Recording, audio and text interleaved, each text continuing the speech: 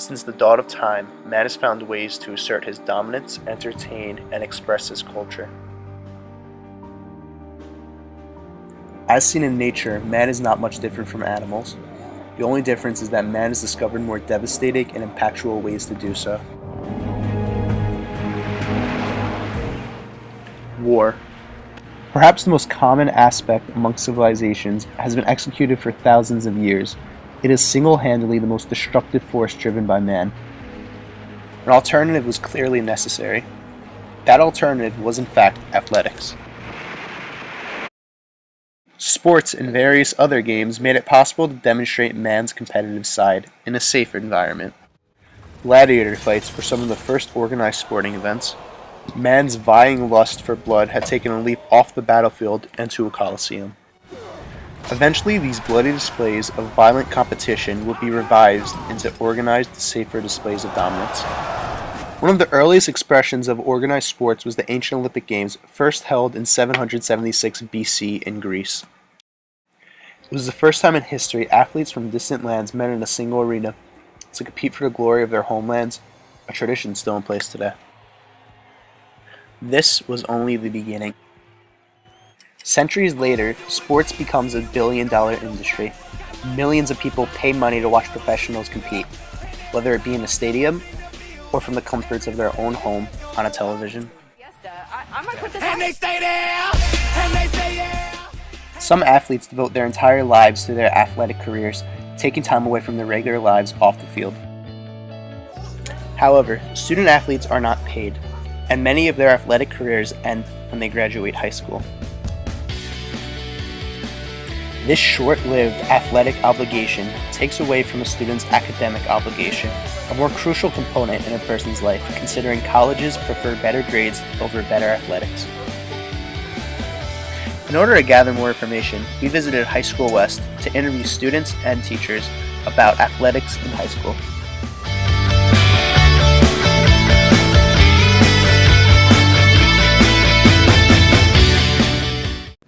I play football, and during the season I probably devote, between practice and watching film, I probably devote, I'd say, maybe 4 to as much as 6 or 8 hours a day.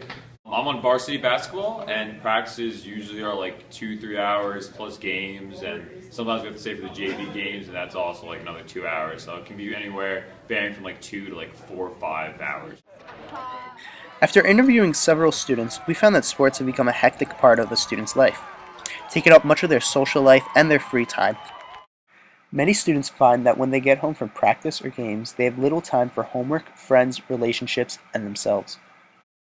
After I'm done with sports, I go to these other activities, and then I find that I have almost no time to do my homework. So what I do is I sleep late, and every day I get around 2 or 3 hours of sleep in order to get rid of my homework, and that means I'm more tired during the day, and then I can't really focus during the day in school.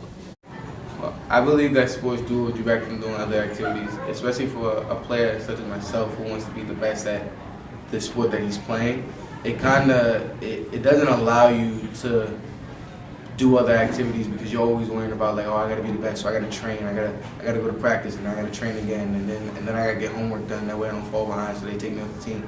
So it's really hard to do other activities when you're playing a sport. I believe my commitment to soccer can hold me back from other activities because by the time I get home from soccer, it's normally late, so it keeps me from doing my homework late at night, and I can't join other sports because it's too much of a commitment.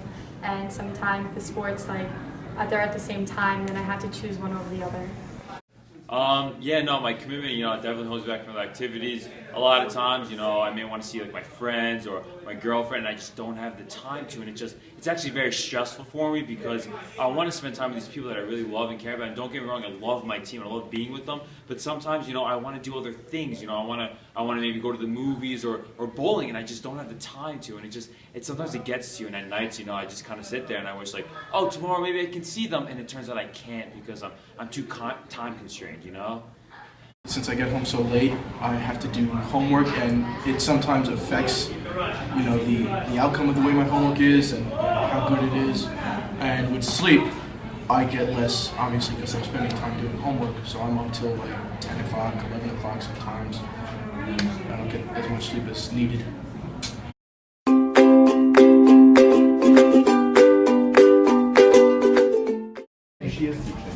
I see a difference. There are certain kids that need the time to study and need the time to work, and when they go for like 4 hours of athletics after school or at night or something, I definitely see it negatively affects them. During the sports season, I do see that there's a decline in student achievement because they get home late and they don't have as much time to come to extra help. What sets them apart? Their commitment to their teams and coaches take away from their commitment to school, friends, and significant others. Are you sleeping? It's the middle of the day. Is everything all right? Yeah, I'm just tired. The lack of spare time these athletes have affects their daily mood. Research suggests 10 to 15% of student athletes are at risk for developing mental health issues due to increased stress and anxiety from participating in school sports. So during off season, I just have a lot more free time and I can do whatever I want for the most part. And then fencing season starts and practice it 6 days a week for 2 hours a day. And you're expected to go to lessons, you're expected to go to club. There's a lot of competition between you and your peers, so you're all fighting for the same spot, and it's really stressful because if it's not your life, then you literally get kicked off of varsity. You are considered less of a member, you don't get lessons anymore, and it's really stressful. I've had like maybe 4 breakdowns since November when season started, and basically it's awful. I've considered quitting a few times. I guess that's how sports are, that they just stress you out a lot.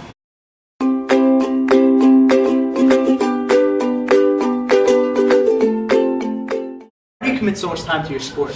I think it's because I've worked so hard at it and for so long that at this point, I might as well just keep going with it. And besides, I like to do it, so yeah, it's a lot of fun.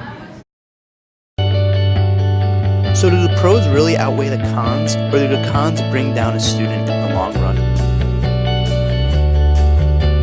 Well, that's up to you, but for now, athletics are here to stay.